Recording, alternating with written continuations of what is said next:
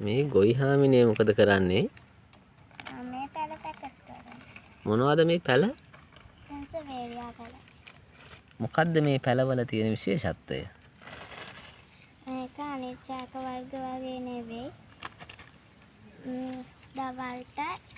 දවල්ටයි රැටයි දෙකටම ඔක්සිජන් පිට කරනවා. මේවා ගේ ඇතුළේ තියාගන්න පුළුවන්. අනිත් ශාක වර්ග වගේ නෙවෙයි. මේක ඉක්මනටම කොළ ඉදිලා වේලෙන්නේ නැහැ.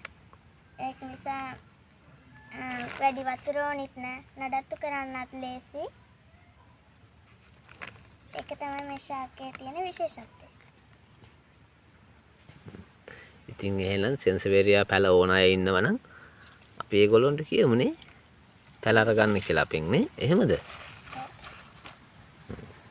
එහෙනම් යාළුවනේ මෙන්න මේ චූටි බබාට ඔයගොල්ලන්ට පුළුවන් විදියට උදව්වක් කරන්න පුළුවන්.